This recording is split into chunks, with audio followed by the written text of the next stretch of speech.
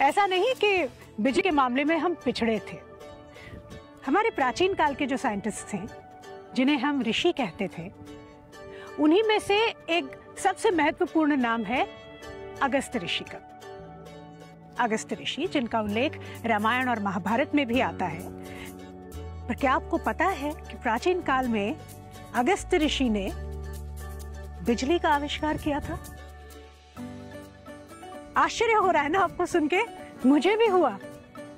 लेकिन अगर आप अगस्त्य संहिता पढ़ें तो उसमें अगस्त्य ऋषि ने विस्तार से वर्णन किया है एक ऐसी पद्धति का जिसे आज पूरी दुनिया बैटरी के नाम से जानती है। ऋषि अगस्त्य के तरीके से बैटरी बनाने का प्रयोग जब हमारे आज के साइंटिस्ट ने किया तो वो पूरी तरह से सफल हुआ।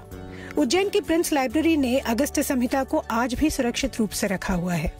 यही नहीं, प्राचीन काल में ही इलेक्ट्रिक बैटरी के जरिए तुलसी से चार्ज किए हुए पानी का इलेक्ट्रोलिसिस करके हम मेडिकल ओजोन बनाते थे। कैलिकट के बेजल मिशन ने इसी ओजोन बनाने की तकनीक को लेकर इससे यूनिवर्सिटी ऑफ बर्लिन के एक प्रोफेसर क्रिश्चियन फ्रेडरिक शॉनबाइन के नाम से पेटेंट करवा लिया। और इसके काफी बाद 1896 में निकोलस टेस्ला, जो कि वैदिक साइंस से बहुत प्रभावित थे, उन्होंने ओजोन जनरेटर बनाया और अपने नाम पे पेटेंट करा के टेस्ला ओजोन कंपनी स्थापित की।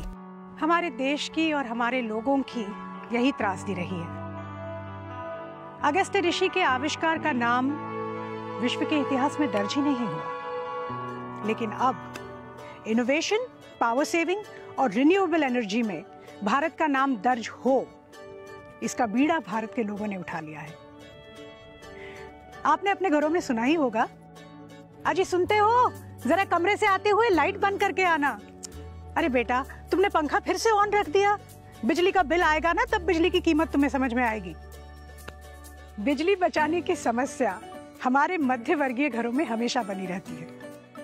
लेकिन इसी समस्या का एक क्रांतिकारी जवाब है एलईडी बल्ब्स।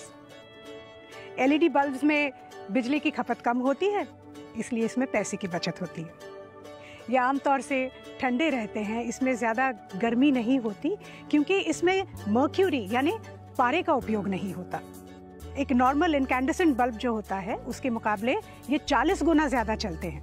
मतलब जहाँ साधारण बल्ब 1000 घंटे चलता है, वहीं पे एलईडी 1,00,000 घंटे चलता है। और सबसे बड़ी बात यह है कि एलईडी बल्ब्स अब सस्ते हो गए हैं।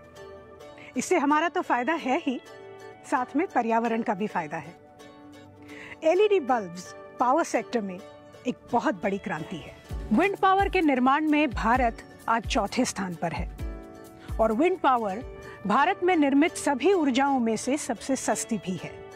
क्लाइमेट चेंज की लड़ाई में भी भारत सबसे अग्रसर है और ये हमारे लोगों की मेहनत और लगन ही है कि रिन्यूएबल एनर्जी हमारे देश में प्रोड्यूस करने के लिए आज 300 इंटरनेशनल और डोमेस्टिक कंपनियां यहां समर्पित हैं। प्रकृति को सुरक्षित रखकर, मनुष्य को सुरक्षित रखकर ऊर्जा के निर्माण में पूरे विश्व को राह दिखाने के लिए अब भारत पूरी तरह से तैयार है।